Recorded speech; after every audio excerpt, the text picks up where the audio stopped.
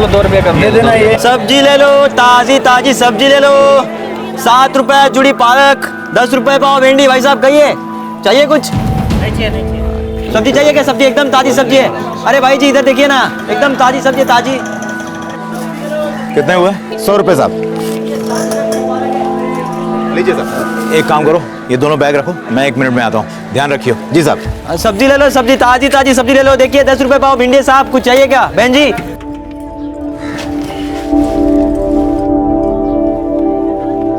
एकदम सस्ती सब्जी है, ताजी ताजी। साहब जी कुछ लीजिए, एकदम सस्ती सब्जी है। भाई जो लेना था ले लिया, फिर कभी लड़के।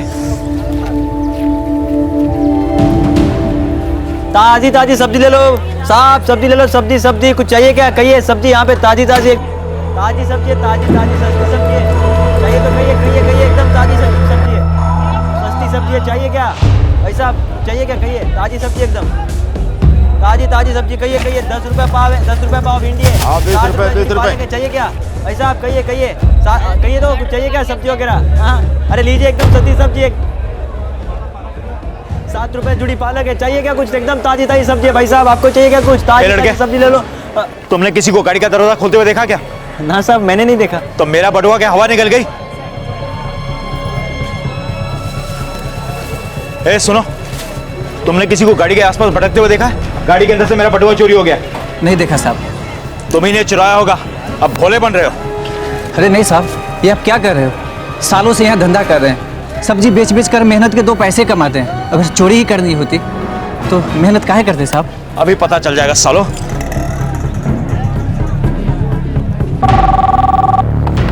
नमस्कार, अमर कॉलोनी पुलिस थाने। मैं जेसीओ शर्मा बोल रहा हूँ, ओखला मंडी से। एक चोरी का केस दर्ज करना है। पूरा नाम बताइए, पूरा पता बताइए। JCO Devendra Sharma, 17th engineering core, पता है गौतम विहार, 132/34। मैं यहाँ ओखला सब्जी मंडी आया था सब्जी खरीदने। मेरी गाड़ी से मेरा बटुआ चोरी हो गया है। आपके बटुए में क्या क्या था जेसीओ साहब? अब बटुए में पैसे ही थे, कितने पैसे थे?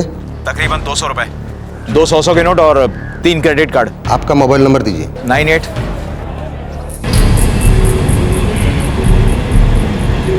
सर अगला कॉल आया था ओखला मंडी से, एक फौजी ऑफिसर का बटुआ उनकी गड्डी से गायब हो गया। गाड़ी से बटुआ गायब हो गया, वो भी किसी फौजी अफसर का। अजीब बात है, लेकिन कॉल आया है, रजिस्टर में केस दाखिल भी हुआ है, तो एक्शन तो लेंगे ही लेंगे। एक बार जब पुलिस रजिस्टर में शिकायत एंटर की जाती है तो उस पर अमल करना पुलिस की ड्यूटी बन जाती है। इसलिए जब जेसीओ ने शिकायत की तो उसे बाकायदा सुना गया और एंट्री भी की गई। काफी रात हो चुकी थी, फिर भी पुलिस ओखला मंडी पहुंची और इस गुमशुदा बटुए की तलाश शुरू हुई। सुनने में एक साधारण सा केस, लेकिन क्या से क्या हो गया।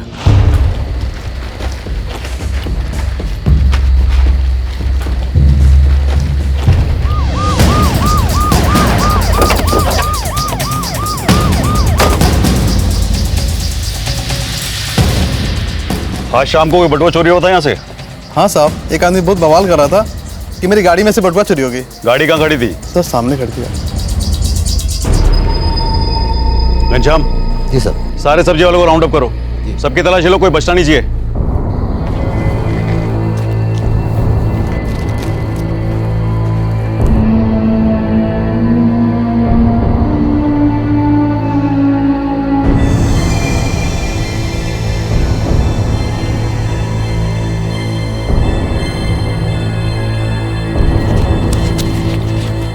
सर इस बटुए में 100 के 2 नोट और उस फौजी अफसर के कंप्लेंट में भी 100 के 2 नोट थे। उठा ले साले को। अरे साहब नहीं साहब, मैंने क्या किया है? अरे वो 200 रुपए मेरे दिन भर की कमाई है, मैंने कोई चोरी नहीं की। उस आदमी की कार यहाँ तेरे ठेले के पास में खड़ी थी ना? जी हाँ साहब। ड्राइवर का सीट का दरवाजा तुम्हारी तरफ था? जी हाँ। तो फिर तेरे अलावा और कौन है जो गाड़ी के अंदर हाथ डालेगा? बेवकूफ समझता है हमें? गाड़ी में डाल इसको। अरे नहीं सर, अरे सच कह रहा हूँ साहब, कोई चोरी नहीं की है। अरे साहब आप समझ क्यों नहीं? अरे बात तो सुनिए मेरी। अरे साहब मैंने कोई। क्रेडिट कार्ड के साथ में क्या किया? साहब मेरा यकीन कीजिए, ये बटुआ मेरा है और ये 200 रुपए भी मेरे। मैंने कोई बटुआ नहीं चुराया। हीरो, दिन भर की तेरी कमाई 0 थी, हैं? बटुआ पड़ा हुआ देखा और हाथ मार लिया? खुदा कसम साहब, मेरी सब्जियां भी की। ये 200 रुपए मेरे दिन भर की कमाई है। तेरा मतलब है किसी 1-2 ग्राहक ने तेरे से सारी खरीदी की, हैं? और दिए तेरे को ये 2 100 के करारे नोट। कोई भी मैला पिचका हुआ 10, 20, 50 का नोट नहीं, सिर्फ ये 2 हरी 100 की पत्तियां। साहब ये तो बचे हुए हैं, ऊपर से 85 रुपए थे। कहाँ है वो? उसमें से 50 रुपए मैंने ठेले के मालिक को दिए, 20 रुपए का खाना खाया और हाँ 15 रुपए वो मंडी के हवलदार जी को हफ्ता दिया। झूठ बोलता है? हवलदार को हफ्ता दिया तूने? अम्मी कसम साहब, धंधा हो या ना हो, हर रोज मैं हवलदार जी को हफ्ता देता हूँ। एक लफ्ज भी अगर मुंह से निकाला ना तो तेरी सारी सब्जियां डंडे के साथ में हलक के नीचे घुसेड़ दूंगा। साला पुलिस को बदनाम करता है, हैं? सब्जी मंडी का कीड़ा। घनश्याम, FIR बनाओ। 379 चोरी और 411 किसी दूसरे की चीज को गलत नियत से अपने पास रख लेना है। कोर्ट में पेश करो। कीड़े की तरह रहेगा ना तब सच बोलेगा। लेके जाओ इसको। अरे साहब मैं सच कह रहा हूँ, ये बटवा मेरा है साहब। अरे मैंने कोई चोरी नहीं की है साहब।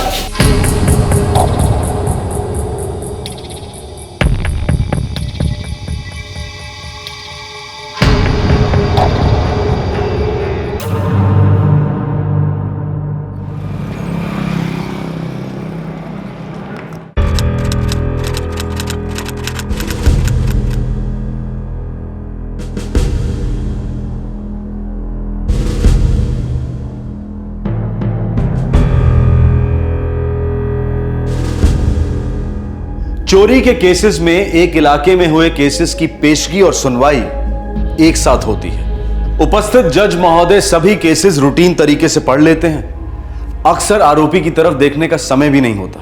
मुदस्सर के केस में FIR दर्ज की गई थी।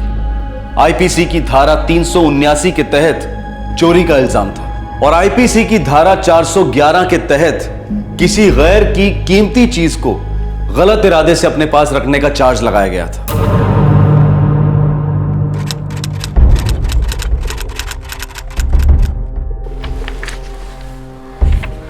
ये मुदस्सर वाला केस कल हुआ है? Yes sir.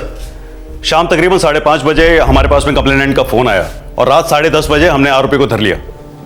बड़े साहब जी, मैं हाथ जोड़ता हूँ, मुझे कुछ बोलने का चांस तो दीजिए।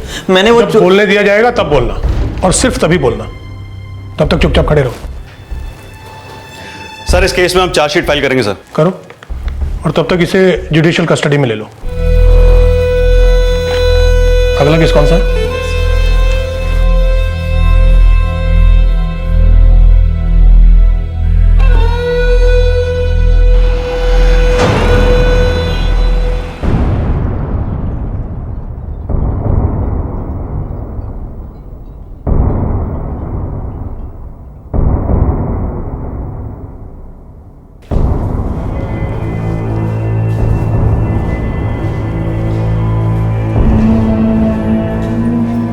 यहां खड़े रहो। चलो।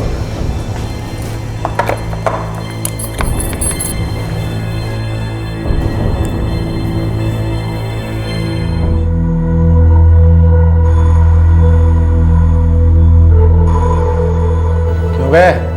क्या कराया? कुछ नहीं भैया, ये लोग मुझ पे गलत इल्जाम लगाए। कहते हैं मैंने चोरी की। अल्लाह कसम मैंने आज तक कभी चोरी नहीं की है भैया।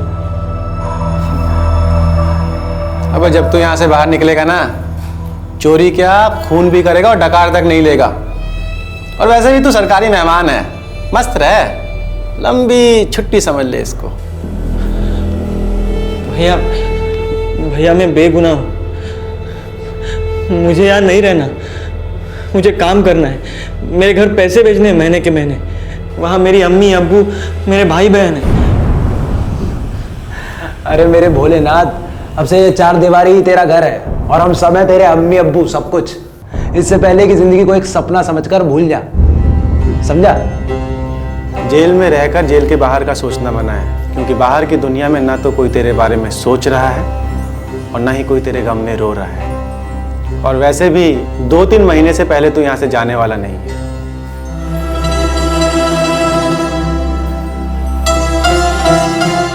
आज की रात तुझे माफ है, पूरी टंकी खाली कर दे आंसू की, क्योंकि जेल में पहली रात सबकी इसी तरह कटती है।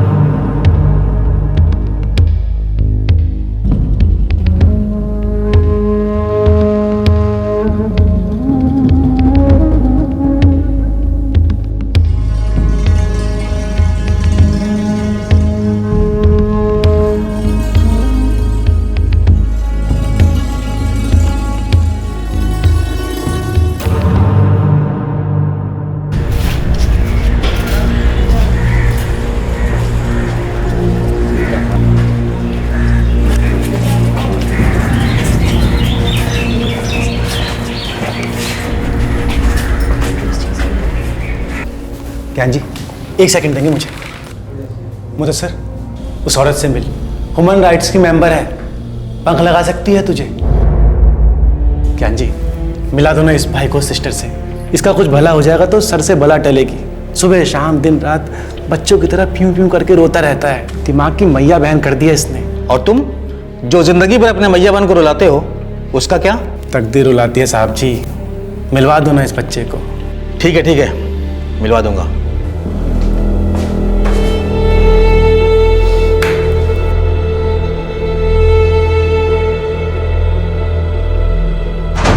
सिस्टर जी, मैं खुदा की कसम खा के कहता हूँ, मैंने चोरी नहीं की है। शांति रखो मुदस्सर, मेरे कुछ सवालों के जवाब दोगे? आपको जो पूछना है पूछिए। कहाँ से हो? बहराइच, यूपी से। कौन कौन है वहाँ? मेरी अम्मी अब्बू, छोटे छोटे भाई बहन हैं, मैं सब में बड़ा हूँ। दिल्ली में कोई है तुम्हारा? जी नहीं। यहाँ कैसे आए? पैसा कमाने के लिए सिस्टर जी। 4 साल हो गए यहाँ आए। मुश्किल से 15 साल का था मैं। घर में बड़ी तंगी थी, बड़ी खस्ता हालत थी हमारी।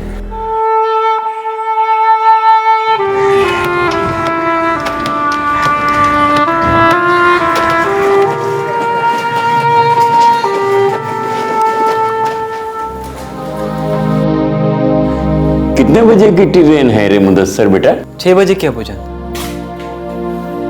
पर बेटा वहां तो अकेला करेगा क्या? 4 पैसे जुटाऊंगा अम्मी। यहाँ बहराइच से तो ज्यादा ही मिलेंगे ना दिल्ली में। पर दिल्ली में तुझे नौकरी देगा कौन? कोई ना कोई तो जरूर देगा अम्मी, इतना बड़ा शहर है दिल्ली। इतने बड़े शहर में जाके इतना भी ना खो जाना बेटा कि हम सबको ही भूल जाओ। अब आप ये बुरे दिन भूल जाएंगे अब्बूजान। मैं जल्द से जल्द पैसे कमाकर भेजना शुरू करूंगा दिल्ली से। बस आप अकबर और नज़मा को पढ़ाइएगा जरूर, इनका स्कूल मत छुड़वाइएगा किसी भी सूरत में। ये दोनों तो बड़े अफसर बनेंगे। और बेटा तेरे बिना यहाँ कैसे होगा? बहुत याद आएगी, बड़ी तकलीफ होगी। अम्मी जान, अरे मैं तकलीफ दूर करने के वास्ते तो जा रहा हूँ ना, और तकलीफ मुझे भी तो होगी। थोड़ा सह लेंगे, आगे के दिन बड़े अच्छे होंगे इंशाल्लाह।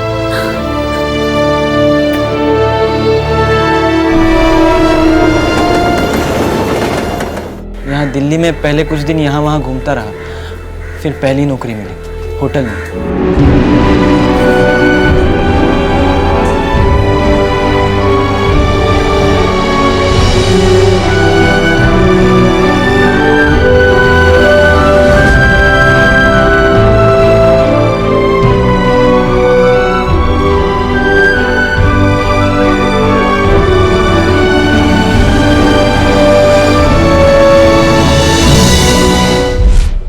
एक एक पैसा सिस्टर, एक एक पैसा जोड़कर घर बेचता था। कुछ पैसे अलग से भी बचा कर रखे थे, जिससे मैंने अपनी खुद की चाय की टपरी खोली। पहले से दिल था कुछ खुद का हो, छोटा ही सही। चाय बेच बेच कर मैं ठीक ठाक कमा लेता था सिस्टर। फिर सुनने में आया कि सब्जी के धंधे में काफ़ी कमाई है। सब्जी ले लो, ताजी ताजी सब्जी ले लो। बहन जी, सब्जी 7 रुपए जुड़े पालक। भाई साहब, पालक हो गए 7 रुपए जुड़े।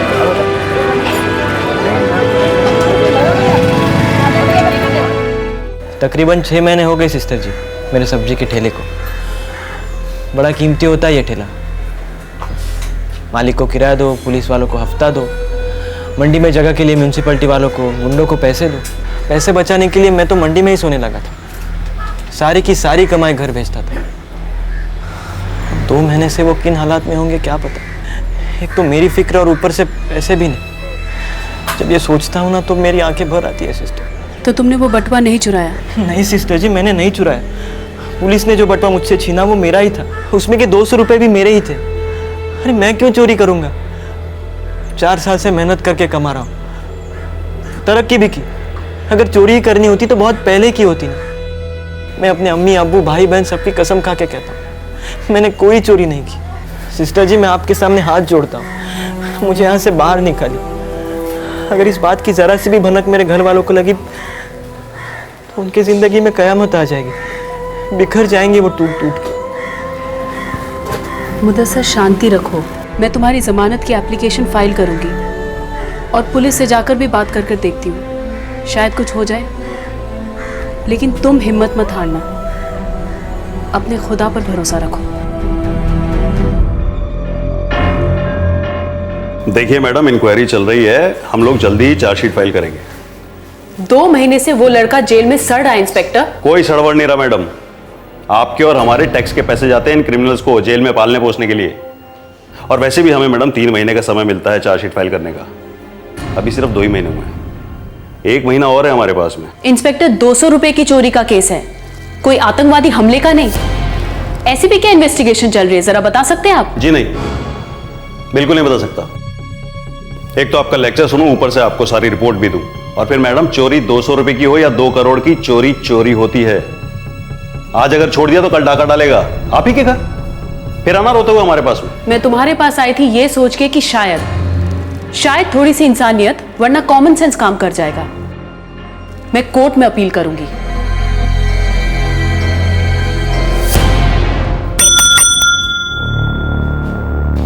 Yes sir. घनश्याम, वो ओखला सब्जी मंडी वाले केस की फाइल लेकर के आओ, और वो कंप्लेनेंट फौजी, उनका स्टेटमेंट लेना, और उसके बाद में सब्जी मंडी के सारे सब्जी वालों का स्टेटमेंट लेना। सिस्टर जी कोर्ट जाने की बात कर रही थी। लगभग 2 महीने के बाद मुदस्सर के केस का ट्रायल शुरू हुआ। ह्यूमन राइट्स और लॉ नेटवर्क की लीगल एडवाइजर सिस्टर अंजलि ने मुदस्सर के लिए बेल एप्लीकेशन फाइल की।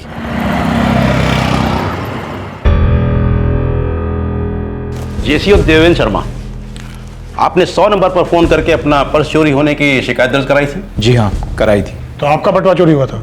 जी हाँ, चोरी हुआ था। थैंक यू योर ऑनर, आप जा सकते हैं। हाँ, ये कॉल मैंने लिया था और इंस्पेक्टर साहब के साथ ओखला मंडी गया था तहकीकात करने। हमने वहां मुदस्सर को हिरासत में लिया, जब उसके बटुए में से हमें 200 रुपए मिले। कंप्लेनेंट जेसीओ साहब ने कहा था कि उनके चोरी हुए बटुए में 200 रुपए थे। साहब की कार मुदस्सर के ठेले से लगकर खड़ी थी और ड्राइवर सीट की तरफ का दरवाजा मुदस्सर के ठेले की तरफ था। आरोपी को स्टैंड में बुलाओ। तुम्हारा कोई वकील नहीं है? जी नहीं बड़े साहब जी। हाँ, एक सिस्टर जी मिली थी, पर आज वो यहाँ इस वक्त दिखाई नहीं दे रही है। हाँ, उन्होंने तुम्हारी जमानत के लिए एप्लीकेशन दाखिल की है। पहले अदालत तुम्हारे लिए वकील नियुक्त करेगी, उसके बाद ही तुम्हारे केस की सुनवाई होगी। अगला केस क्या है?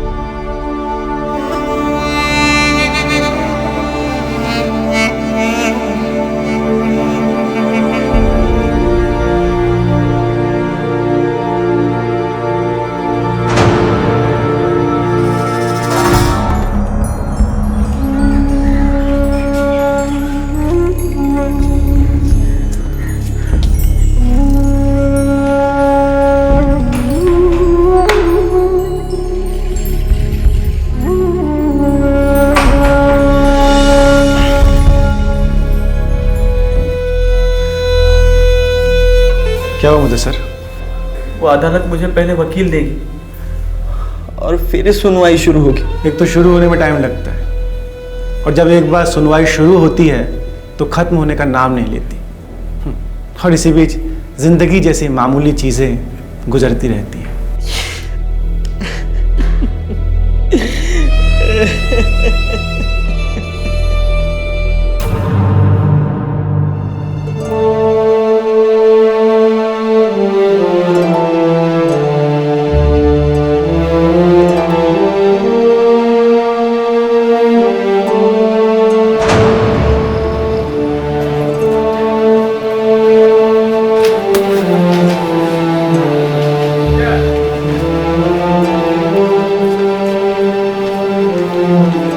मुदस्सर, जी मैम साहब। मैं अदालत की तरफ से भेजी गई हूँ, तुम्हारी वकील हूँ। तो क्या आज मैं घर जा पाऊंगा मैम साहब जी?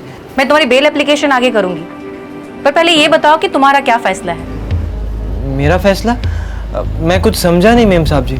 मुदस्सर, क्या तुम चोरी कबूल करना चाहोगे? अरे ऐसे कैसे? कुछ किया ही नहीं तो क्या कबूल करूं? देखो, मेरा काम था पूछना, ठीक है? तुम नॉन गिल्टी प्लीड करोगे और तुम्हें ट्रायल फेस करना होगा। ये क्या होता है मैम साहब जी? मुकदमा मुदस्सर, फिल्मों में देखा होगा। सरकारी वकील ये साबित करने की कोशिश करेंगे कि तुमने चोरी की है, और हम ये साबित करने की कोशिश करेंगे कि तुमने चोरी नहीं की है।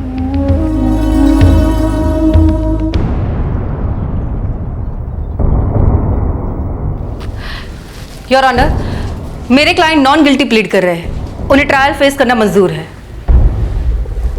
ठीक है, आपके पास कोई सबूत है जिससे यह साबित हो सके कि मुदस्सर अंसारी ने वो बटुआ नहीं चुराया था? बड़े साहब जी, दिन भर कमर तोड़ मेहनत करके 4 पैसे जुटाता हूँ मैं। 4 महीने से यहाँ जेल में हूँ, मैं कहाँ से लाऊंगा सबूत वबूत? मैं बस इतना कह रहा हूँ जो मैं पहले भी कह चुका हूँ, वो जो बटुआ पुलिस के पास था वो मेरा है। उसमें से 200 रुपये मेरे दिन भर की कमाई थी। मैंने कोई चोरी नहीं की है साहब, मैं सच कह रहा हूँ। ये एफआईआर में तो लिखा कि तुमने मोबाइल फोन और क्रेडिट कार्ड्स भी चुराए थे। बड़े साहब, ये क्रेडिट कार्ड क्या होता है वो तो जेल में आने के बाद पता चला मुझे। हाँ, बस मेरा एक सस्ते वाला मोबाइल था जिससे गांव में अपने घर वालों से बात करता था, और वो तो ये साहब लोगों ने ले लिया। 4 साल से महीने में 1000 2000 ऐसे पैसे भेजता हूँ मैं घर। इसी पैसे से मेरा घर चलता है। अगर मैं चोर होता तो खूब चोरियां करता ना, घर पे जेवरात सोने हीरे वीरे भेजता। मैं सच कह रहा हूँ साहब, वो 200 रुपये मेरे ही थे, मैंने कोई चोरी नहीं की है। वो 200 रुपये तुम्हारे पास कहाँ से आए? सब्जियां बेचकर बड़े साहब। कोई गवाह है तुम्हारे पास जो ये साबित कर सके कि वो 200 रुपये तुमने सब्जियां बेचकर इकट्ठे किए थे? जी हाँ, मेरे ग्राहक है ना मेरे गवाह, पर वो तो आते जाते रहते हैं। मैं वैसे उन्हें नहीं जानता, उनका नाम पता कुछ नहीं मालूम है मुझे। सर, मुझे इस केस की छानबीन के लिए थोड़ा वक्त चाहिए। तब तक आप मेरे क्लाइंट की बेल एप्लीकेशन स्वीकार लीजिए। इन्होंने ऑलरेडी 4 महीने जुडिशियल कस्टडी में बिताए हैं, और मेरे क्लाइंट समाज के लिए किसी भी तरह का खतरा नहीं है। एक चोर समाज के लिए खतरा नहीं है?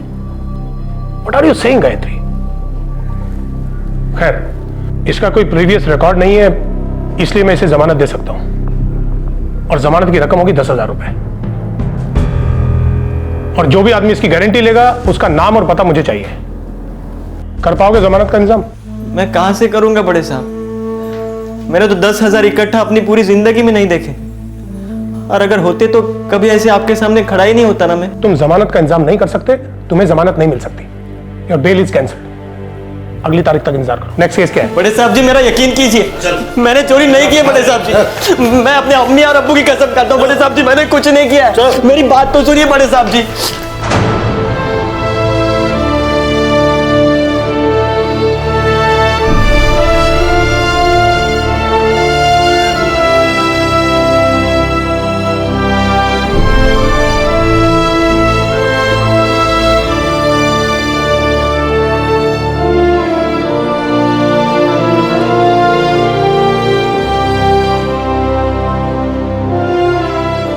सत्रह अगस्त 2010 को यह 200 रुपए की चोरी का केस शुरू हुआ।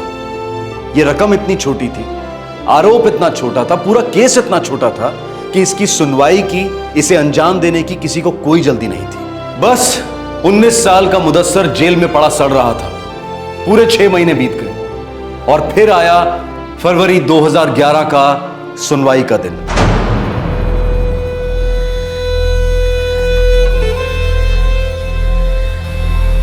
मुदस्सर अंसारी, तुम किसी और केस में आए हो यहाँ? ओह माय गॉड, वो 200 रुपए वाला केस वो अब भी चल रहा है?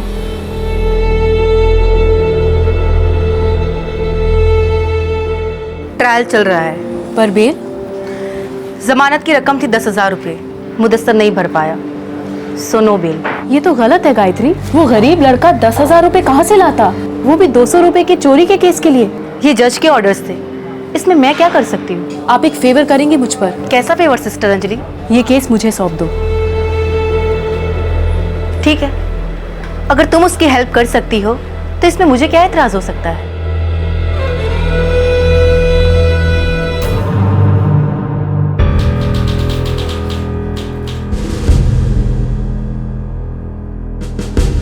ठीक है, लेकिन आज बहुत सारे केसेस हैं सुनने के लिए।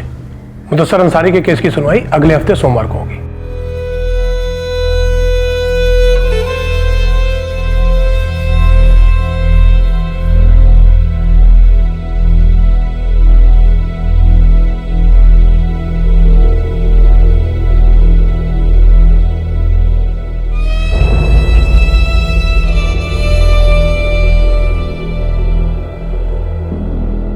मुदस्सर,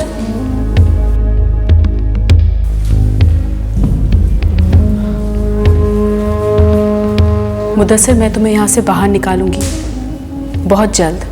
तुम बस। जी सिस्टर जी, मैं शांति रखूंगा।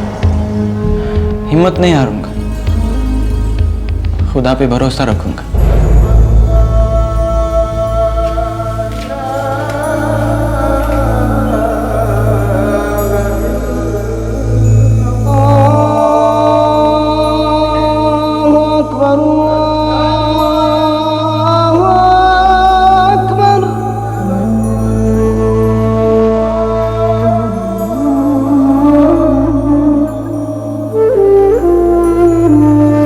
आखिरकार जब मुदस्सर के केस की सुनवाई हुई तब जुलाई 2011 हो चुका था।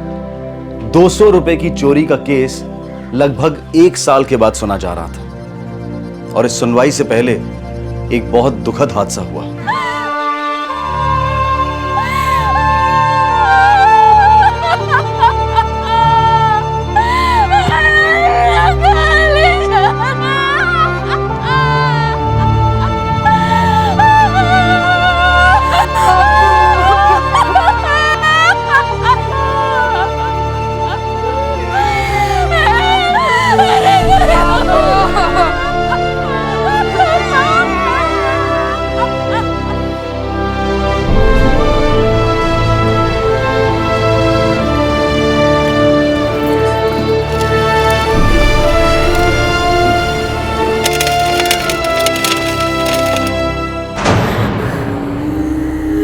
तुम्हारे अब्बू ने सही कहा था, तुम्हारा मुदस्सर भाईजान खो गया दिल्ली में, भूल गए हो हम सबको। उसके अब्बू का इंतकाल हुआ और उसने मुंह तक ना दिखाया। कभी सोचा ना था कि हमारा मुदस्सर इतना खुदगर्ज निकलेगा। खाला मत निकालो ऐसे अल्फाज मुदस्सर के लिए, जरूर कोई मजबूरी होगी, किसी बड़ी मुश्किल का सामना कर रहा होगा वो। पूरा 1 साल मजर, 1 साल से 1 पैसा नहीं भेजा। अरे पैसा तो दूर, कोई खत नहीं, कोई खबर नहीं। हम गांव वाले हैं, अनपढ़ है और बेवकूफ नहीं है। मुझे तो लगता है उसने जरूर कोई गलत काम किया है, इसलिए हमसे मुंह छुपा रहा है। ना खाला ना, मैं कभी मान ही नहीं सकता कि मुदस्सर कोई गलत काम करेगा। खाला मैंने सोच लिया है, मैं दिल्ली जाऊंगा। और उसी की तरह तुम भी हम सबको भूल जाओगे, खो जाओगे उस बड़े शहर की भूल भुलैया में। मैं मुदस्सर को ढूंढूंगा खाला, मैं उसे घर लेके आऊंगा।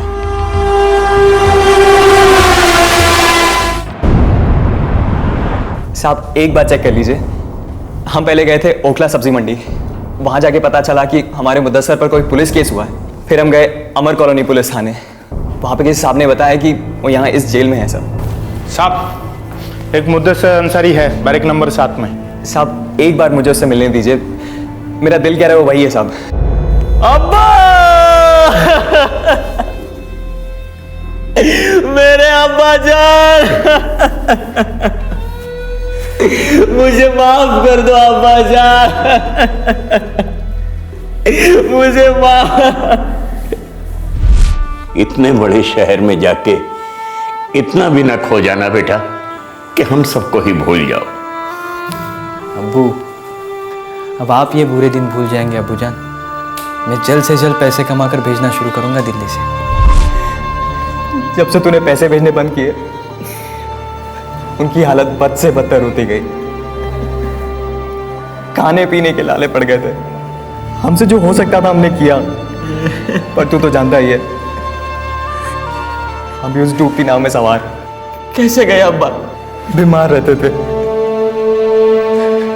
दवाइयां नहीं खाते थे, कभी कहते नहीं थे पैसे नहीं है, हमेशा कहते थे कि मैं ठीक हूं, तेरी राह देखा करते थे।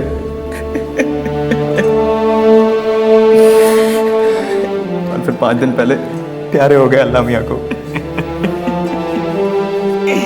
अब्बू जान।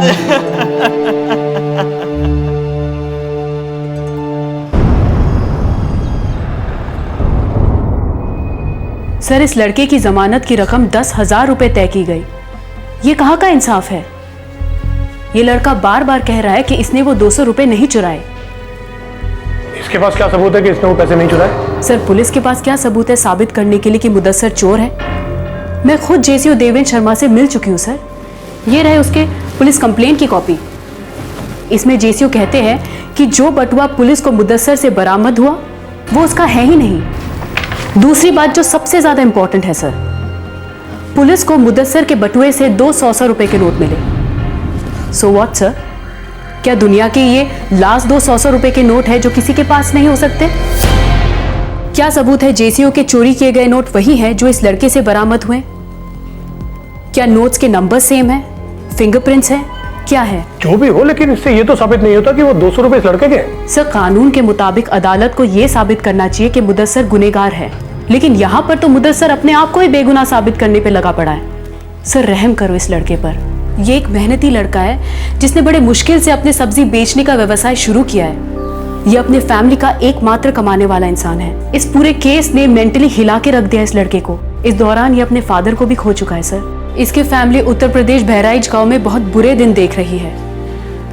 मेरी विनती है आपसे सर, विदाउट एनी डिले इस लड़के को रिहा कर दीजिए। मुदस्सर अंसारी, क्या तुम अब भी ये 200 रुपए चुराने के जुर्म को कबूल करने से इनकार करते हो? नहीं बड़े साहब, मुझे मेरा गुनाह कबूल है। वो बटवा मैंने ही चुराया था और वो 200 रुपए भी मैंने ही चुराए थे। मैंने चोरी की थी साहब। जब से इस केस की सुनवाई शुरू हुई है, तुम्हें किसी भी तरह से धमकाया गया है, मारा पीटा गया है? तुम अब तक इस इल्जाम को कबूल नहीं कर रहे थे, अब कबूल कर रहे हो? जी नहीं साहब, मेरे साथ कोई जोर जबरदस्ती नहीं, ना ही किसी ने मुझे धमकाया है, मारा पीटा है। बस मुझे मेरी गलती का एहसास हुआ है। मैं झूठ बोलता रहा आपसे। मैंने वाकई में चोरी की है साहब। क्या तुम्हें मालूम है कि अगर तुम अपने आप को दोषी मानते हो तो इस जुर्म के लिए तुम्हें मुजरिम ठहराया जाएगा और सजा सुनाई जाएगी? अब जो भी सजा देंगे मुझे कबूल है बड़े साहब। मुझे माफ कर दीजिए और मुझे सजा दीजिए ताकि मैं मेरी सजा काट कर अपनी अम्मी और अपने भाई बहन के पास जा सकूं। उन्हें मेरी जरूरत है साहब जी, मुझे सजा दीजिए आप। आरोपी ने अपना जुर्म कबूल किया है। आईपीसी के तहत मुदस्सर अंसारी को इस जुर्म के लिए 3 महीने की सजा होनी चाहिए, लेकिन क्योंकि वो बतौर अंडर ट्रायल 11 महीने पहले ही जेल में गुजार चुका है, यह अदालत हुक्म देती है कि इसे तुरंत रिहा कर दिया जाए।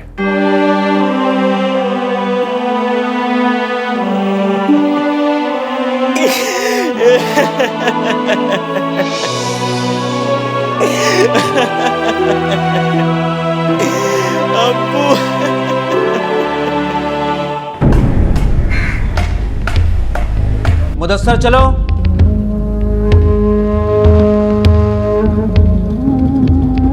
सुन मुदस्सर, इधर आ। तूने जुर्म कबूल किया है। आज के बाद इस इलाके में दिखाई मत दियो, नहीं तो चोरी किसी ने भी की हो सबसे पहले तू अंदर जाएगा।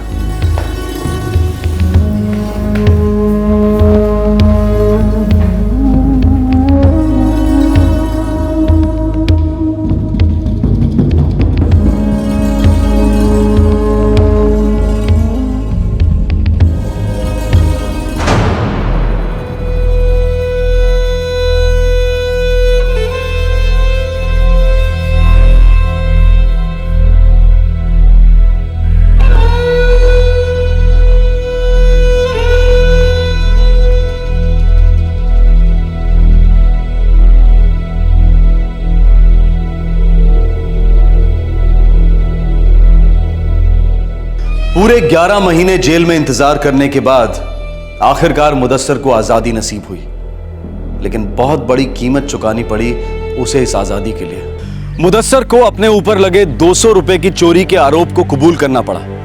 इस दौरान उसके पिता का देहांत हो गया। जेल से निकलकर मुदस्सर अपने दोस्त के साथ अपने गांव वापस लौट गया।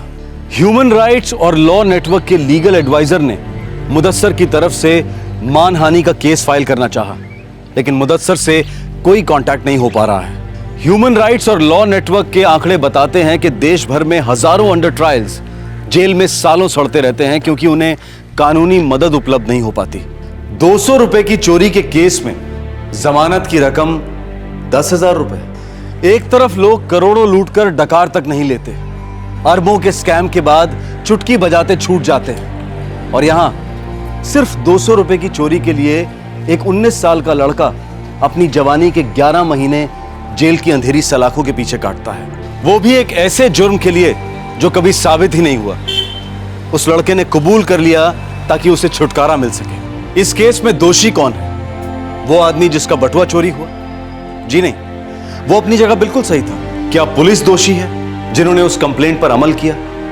जी नहीं, वो लोग तो अपनी ड्यूटी कर रहे थे। क्या हमारी अदालत दोषी है? नहीं, सालों से अदालतें ऐसी ही चलती आ रही हैं। क्या कानून दोषी है? कैसे हो सकता है? चोरी तो चोरी है। आखिर में क्या वो जज दोषी है? नहीं, क्योंकि वो तो बस कानूनी परंपरा को आगे बढ़ा रहे थे। एक 19 साल के मेहनती लड़के की जिंदगी के 11 महीने जेल में गुजरे। इसमें किसी का कोई दोष नहीं है, किसी को कोई सजा नहीं होनी चाहिए, किसी की कोई जिम्मेदारी नहीं है।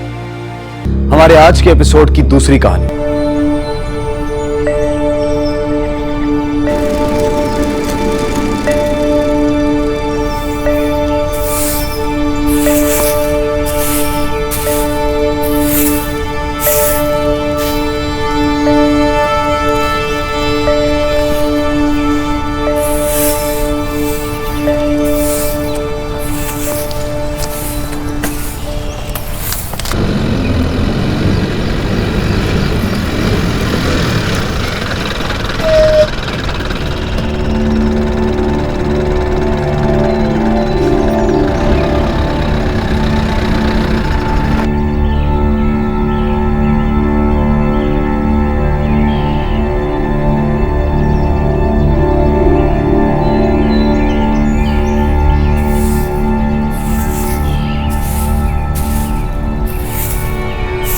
माँ,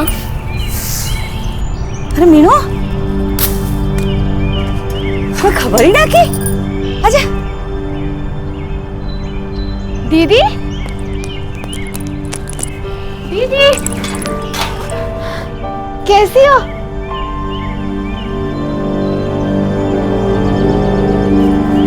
क्या हुआ? कुछ बोलती क्यों नहीं? दामाद जी कहाँ है?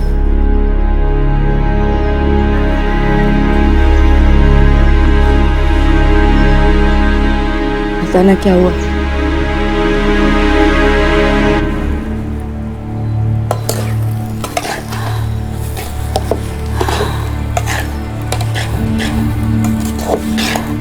पहले ही बोल दिया था, कुछ नहीं छुपाया था उनसे। प्यार से पहले ही बोल दिया था कि इतना हमारे लिए बहुत मुश्किल है, जो है इतना है बस। लेकिन माँ, वो लोग मानते ही नहीं है। रोज रोज वही रट, वही पिटाई।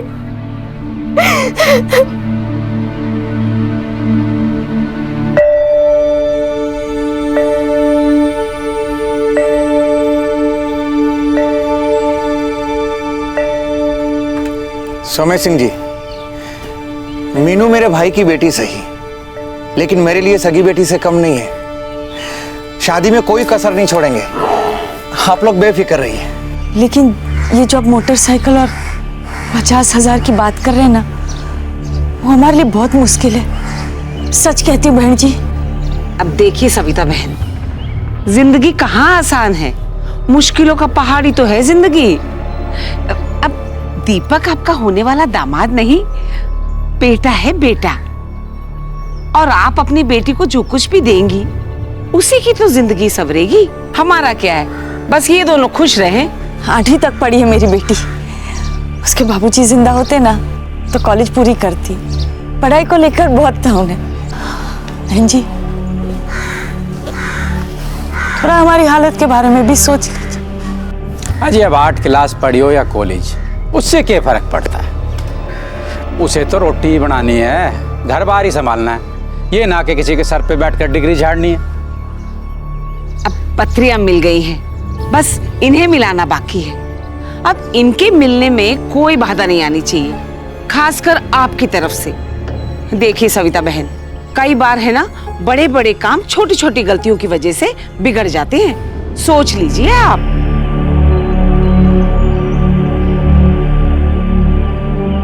जेठ जी की मदद से मैं कुछ पैसे जुटा पाई हूँ। 25,000 वो सारे के सारे दे दूंगी। उससे ज्यादा ताकत ना है। रहम कीजिए और मत मांगिए।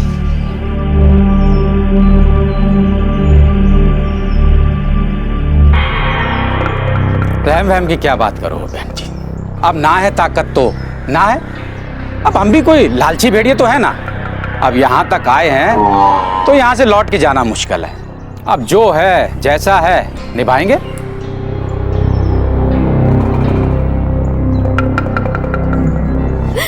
ये रोज रात को आते हैं, ताने मारते हैं, बुरी तरह से पिटाई करते हैं हमारी, और सास ससुर भी इनका साथ देते हैं। रोज रोज 50,000 और मोटरसाइकिल की बात निकालते हैं। मैं भी करूं तो क्या करूं? तुझे यहाँ रुकने बोलूंगी तो तेरी बहन इस घर में हमेशा के लिए रुक जाएगी। कोई ब्याह नहीं करेगा उससे।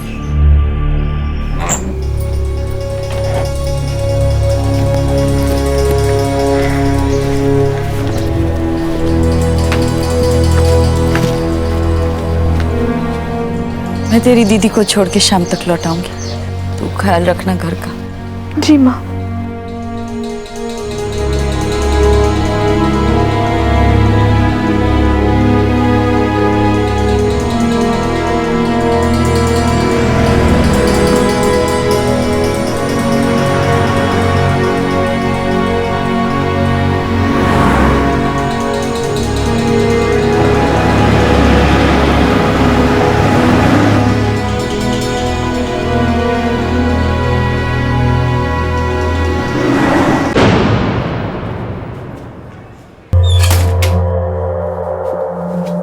नौ महीने हो चुके हैं शादी को।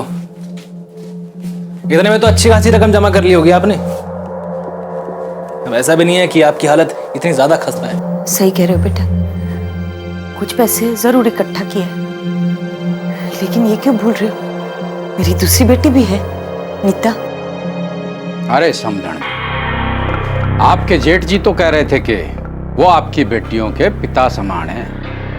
अब पिता का धर्म क्यों ना निभा रहे वो? इतना सा इंतजाम तो वो आराम से कर सके हैं। देखिए समधन जी, हमसे कोई बात छुपी नहीं है। हम सब जानते हैं मीनू के पिताजी की सारी पेंशन आपके पास आती है, वो भी हर महीने 750 रुपए समधन जी, सिर्फ 750 रुपए। आज की महंगाई में आप ही बताइए 750 रुपए कितने दिन चलते हैं? समधन जी, हम भी इसी महंगाई के जमाने में जी रहे हैं। आपकी बेटी बहुत तंगी से गुजर रही है। अरे आप माँ होकर इतनी कंजूसी दिखाएंगी तो क्या होगा आपकी बेटी का? अरे आपका खून से अपने खून का एक एक कतरा इकट्ठा करके आपको सौंप दिया समधी जी। रहम कीजिए, मेरी बेटी पर जुल्म ना करें, अपनी बेटी समझ कर रखिए उसे। अरे अब तो वो आपके घर की लक्ष्मी है। सासू माँ, आप तो जानती हैं कि मेरी कंडक्टर वाली तनख्वाह कुछ खास नहीं है। आप मुझको मोटरसाइकिल 50,000 देंगी तभी तो जाके कोई मैं नया काम शुरू करूंगा ना। इतनी सी बात है, इतनी बार आपको समझा चुका हूं, लेकिन आपके समझ में एक बात तक नहीं आती है। मैं कुछ बनूंगा तभी जाके असल में ये लक्ष्मी बनेगी ना, वरना बस नाम की लक्ष्मी किसे चाहिए। अच्छा, चलता हूं।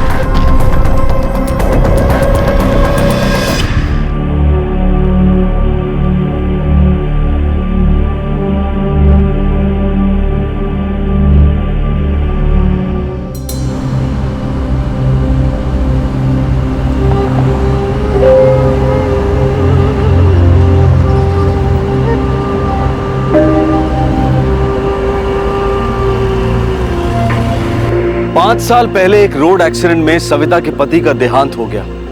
3 साल पहले खुद सविता का एक रेल एक्सीडेंट हुआ जिसमें उसे अपना एक हाथ और पैर खोना पड़ा।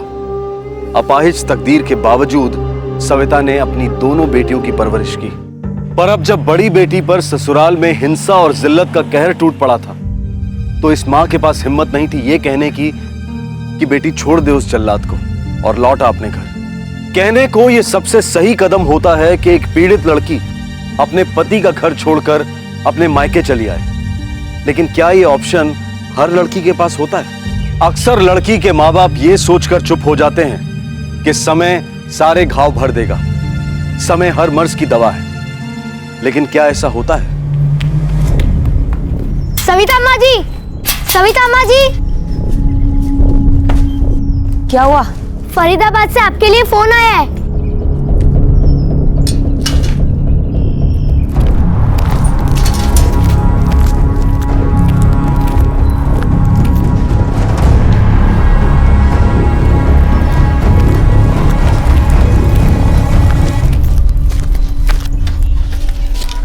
हेलो। हेलो, सविता जी बोल रही हैं? जी। समधन जी, मैं दीपक का चाचा। नमस्ते जी, कैसे हैं भाई साहब, सब खैरियत? जी ना, आप फौरन दिल्ली के लिए रवाना हो जाइए। क्यों, क्या हुआ? मेरी बेटी तो ठीक है ना? वीणु का एक्सीडेंट हो गया है सविता जी। हे भगवान, एक्सीडेंट कैसे? मुझसे बात करवाइए। देखिए, आप जल्दी से जल्दी सफदरजंग अस्पताल पहुंच जाइए। वो खाना बना रही थी बहू, थोड़ा जल गई है।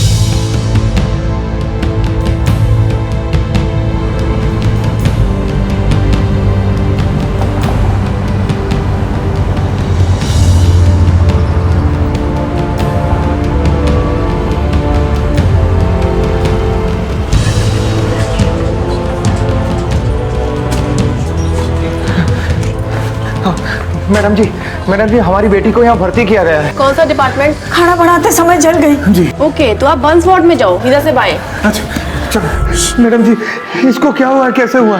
ये आप डॉक्टर से ही पूछ लीजिए प्लीज, और आवाज धीमी रखिए। 2 घंटे पहले एडमिट हुई आपकी बेटी। नर्स बता रही थी कि जिन लोगों ने उसे यहाँ लाया वो तो तुरंत भाग खड़े हो गए, इलाज का बिल तक नहीं भरा, कुछ नहीं, बस चले गए। पर ठीक तो हो जाएगी ना मेरी मीनू? 95%, यानी कि 95% जल गई आपकी बेटी। हालत बहुत ज्यादा नाजुक है। डॉक्टर साहब, ये सब हुआ कैसे? भाई मैं ये कैसे बता सकता हूँ, ये तो वो लोग जाने जो उसे यहाँ इस हालत में लेकर आए और भाग भी गए। आप हॉस्पिटल का एडवांस भर दीजिए और बाकी जो दूसरी फॉर्मेलिटीज हैं वो पूरी कर दीजिए। मुझे तुरंत ट्रीटमेंट शुरू करनी होगी, क्रिटिकल हालत समझते हैं। हाँ,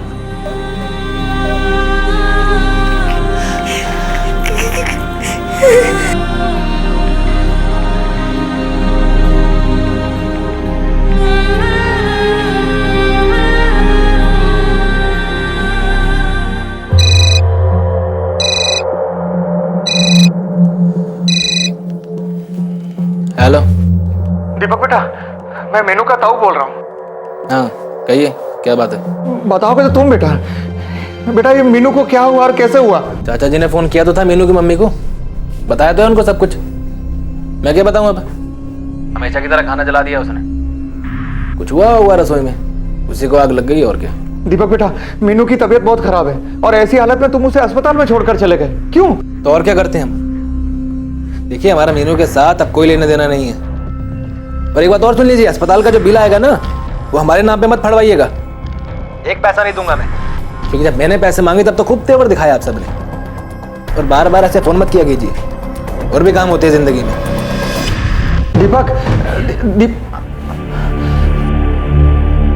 क्या कहा? जेठ जी कुछ तो बोलिए, क्या कह रहे थे दामाद जी? माँ, ताऊ जी वो 40,000 रुपये अभी देने पड़ेंगे। 40,000? 40? तुम लोग एक काम करो, तुम लोग यहीं रुको, मैं पैसे का इंतजाम करके आता हूँ।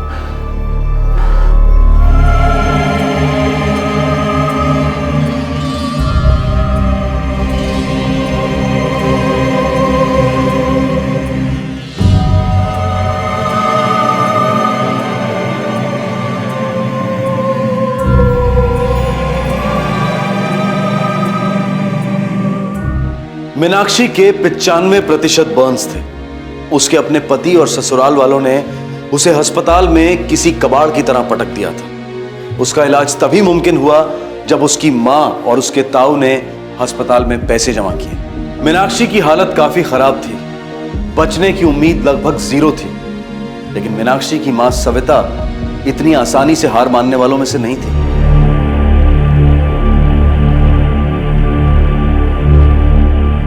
50,000 और मोटरसाइकिल नहीं दी तो उन्होंने ऐसे बदला लिया, ऐसे चिड़ची मेरी मीनू को जला दिया। अब वो सब सोचने का वक्त नहीं है।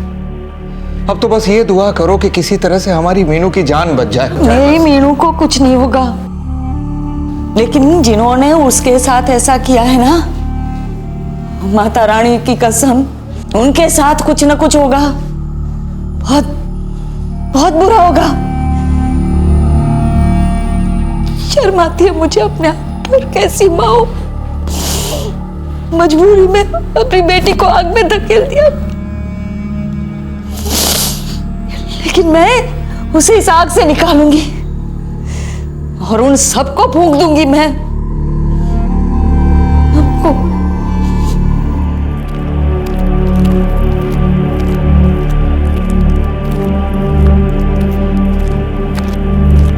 अरे बहन जी, ये सफदरजंग अस्पताल तो हमारे इलाके में है, पर हादसा तो फरीदाबाद में हुआ है ना। हादसा नहीं सर, जुर्म हुआ है।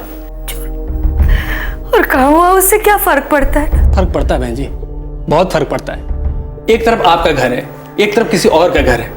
अब कोई कहीं भी ऐसे नहीं घुस सकता ना। अरे मेरा घर फूंक दिया ये लोग ने, मेरी बेचारी बच्ची को जला दिया उसके ससुराल वालों ने। आप लिखिए ना, लिखिए, शिकायत दर्ज कीजिए ना साहब। शिकायत तो फरीदाबाद पुलिस ही लिखेगी, हम कुछ नहीं कर सकते।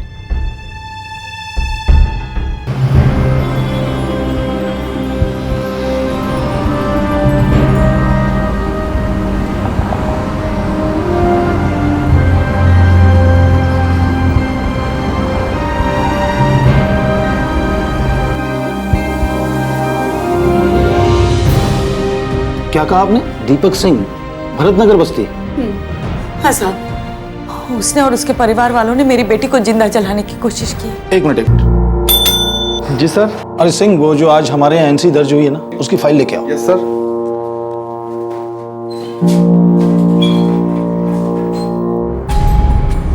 मैडम, आपकी बेटी का नाम मीनू है या मीनाक्षी, या मीनाक्षी सिंह? मीनाक्षी, वो प्यार से मीनू कहते हैं। आपकी बेटी के पति दीपक सिंह ने आज सुबह एनसी करवाई है कि उनकी पत्नी सुबह खाना बनाते समय जल गई। और स्टेटमेंट है कि मैं मीनाक्षी सिंह अपने पूरे होशो हवास में ये बताती हूँ कि मुझे जो जलने से घाव हुए हैं ये रसोई में खाना बनाते वक्त हुए हादसे से हुए हैं। इसमें मेरे पति या ससुराल वालों का कोई हाथ नहीं है, इसलिए उन्हें दोषी ना माना जाए।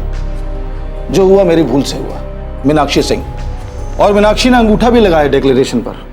ये सब छल है। बड़ी चालाकी और धोखे से उन्होंने अपनी जिम्मेदारी और अपने पाप दोनों से हाथ धो लिए। वो सब तो मैं नहीं जानता। हमारे यहाँ एनसी रजिस्टर हुई है और मैंने आपको पढ़ के सुनाई है। अब आप सच सुनिए, उन्होंने मेरी बेटी को जिंदा जलाने की कोशिश की है। दहेज को लेकर बहुत परेशान कर रहे थे बेचारी को। तब क्या आप सो रही थी जब आपकी बेटी को दहेज के लिए टॉर्चर किया जा रहा था? तब आपने शिकायत दर्ज क्यों नहीं करवाई? तब तो आप खुद बनी बैठी रही। जब इतना बड़ा हादसा हो गया तो आप बहाना बना रही हैं दहेज का। बहाना मैं नहीं बना रही हूँ साहब, बहाने वो लोग बना रहे हैं कि मेरी मीनू खाना पकाते वक्त जल गई। तो उसने फिर इस पे अंगूठा क्यों लगाया? वही साहब मैं कह रही हूँ, मेरी बेटी अंगूठा क्यों लगाएगी? 8वीं तक पढ़ी लिखी है, साइन करना आता है उसे। उन्होंने उसे मजबूर किया होगा अंगूठा लगाने के लिए। छल है ये सब। वो आप जाने और आपकी बेटी जाने। मैं इस वक्त आपका केस दर्ज नहीं कर सकता। FIR लॉन्च नहीं होगी। जाने का रास्ता वही है जहां से आप आई थी।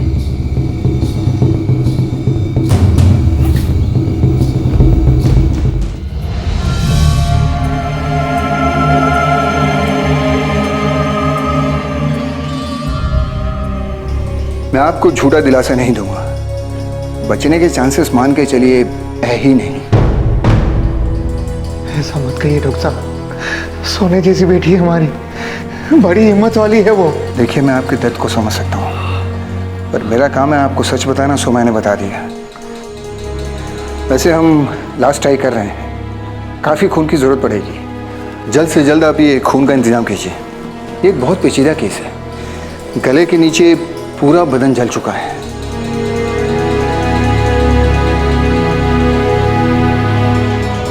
मीनू की माँ, अब अपने आप को कोसना बंद कर। कैसे नहीं कोसूं? अपनी बेटी का दुख मैं समझ नहीं पाई।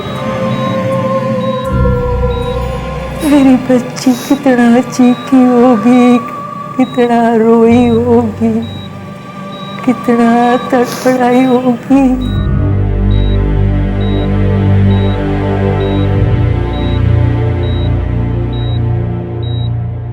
आप पेशेंट के रिश्तेदार हैं?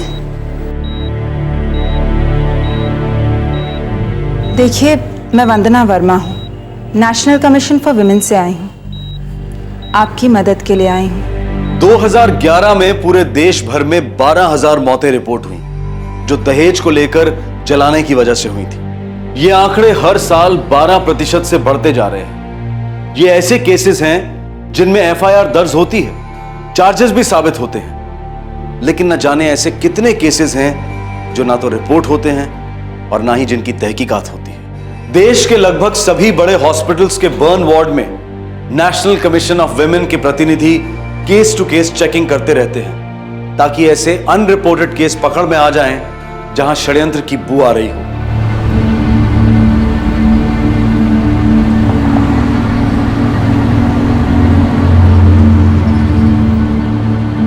देखिए सविता जी, हिम्मत ना हारें, हम आपकी बेटी को न्याय दिलाने की पूरी कोशिश करेंगे।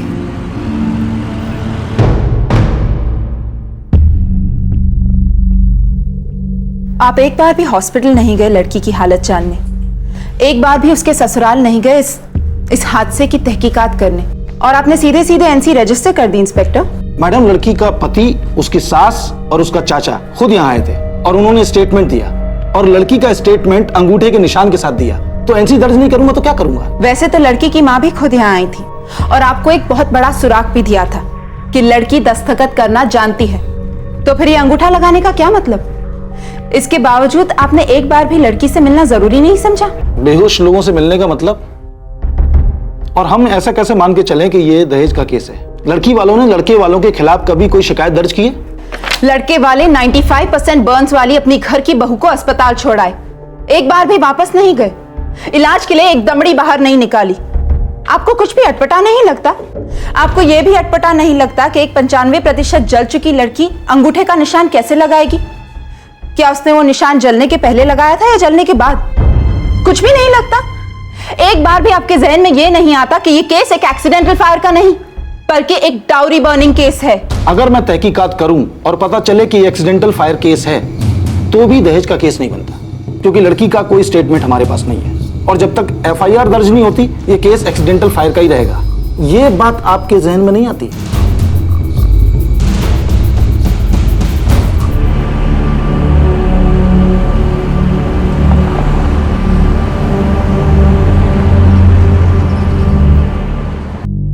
देखिए, इतना सा, सिर्फ इतना सा सुधार है हालत में, पर होश में कब आएगी ये मैं क्या, कोई भी डॉक्टर नहीं कह पाएगा।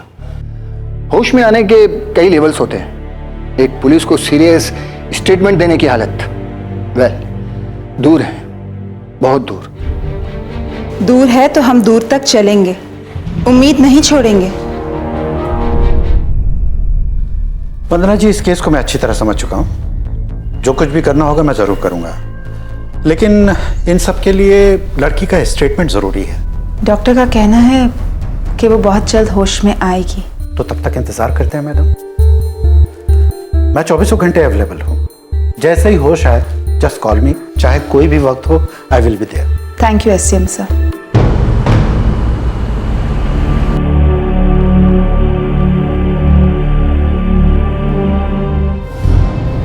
सविता जी,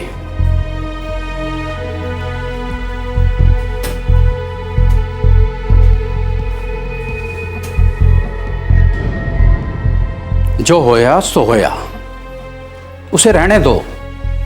रत छेड़ोगी तो आग और फैलेगी। सारी खबर आ रही है हमारे पास, पुलिस स्टेशन के चक्कर लगाए जा रहे हैं, शिकायतें की जा रही हैं हमारे खिलाफ। बावली हो गई हैं आप। एक जवान छोरी और है आपकी। अरे ये भी भूल गई कि अब आप सिर्फ अकेली नहीं, आधी है आधी। अरे एक टांग और एक हाथ पर आज तक कोई दौड़ जीतता है? भले ही मेरा दूसरा हाथ और मेरी दूसरी टांग कट जाए, लेकिन आखिर में रेंगोगे तुम सब। मानती हूं कि तुम सबके खिलाफ आवाज उठाने में बहुत देर कर दी मैंने, पर इतनी भी देर ना हुई कि कानून के घर में मुझे सिर्फ अंधेरा मिले। तुम सबको जेल भिजवाऊंगी मैं। अकल ठिकाने लगाने आया था थारी, यो भाषणबाजी सुनने ना आया। देखे अब भी वक्त है, सुधर जाओ, समझदारी तक काम लो, ढंग से समझा रहा हूं। अरे तुम क्या समझाओगे किसी को? मेरी बेटी को जिंदा जलाकर अपनी बहादुरी का सबूत देने आए हो मुझे? डरपोक कहीं के अस्पताल में फेंक कर भाग गए। रत्ती भर हिम्मत होती मेरे आने तक का इंतजार करते, आंख मिलाते मुझसे। तुम सबको तो सजा दिलाकर दम तोड़ूंगी मैं।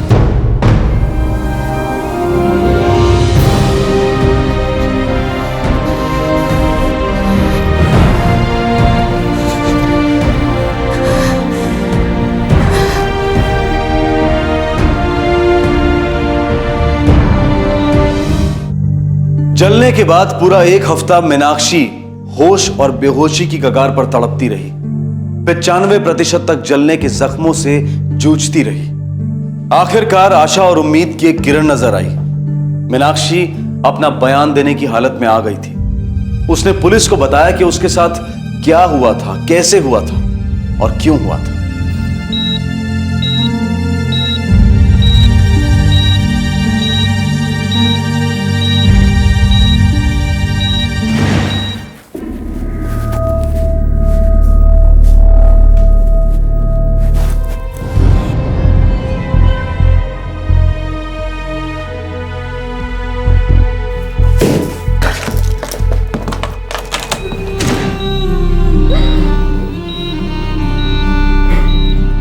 क्या हुआ? क्या बात हो गई? दीपक बेटा, चल आगे बढ़, हिम्मत कर।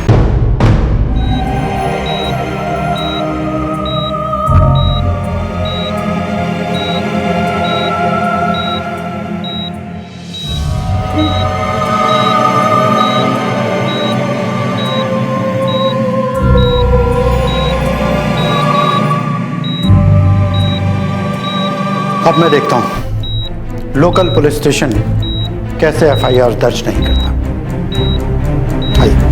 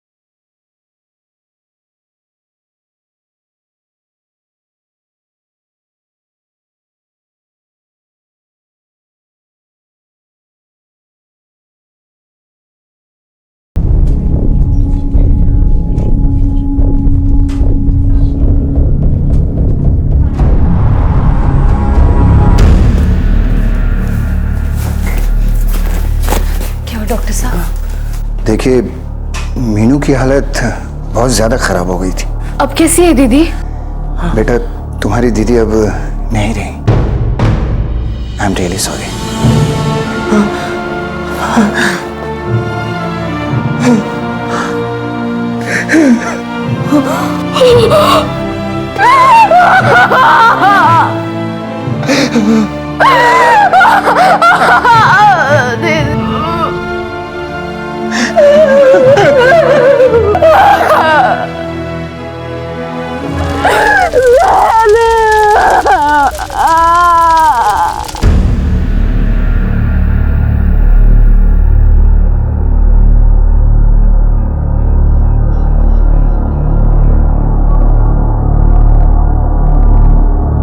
दहेज नाम की इस महामारी को रोकने का एक दूसरा तरीका भी है। हमारे बच्चों को बचपन से यह सिखाया जाए कि दहेज एक प्रथा नहीं बल्कि एक रोग है।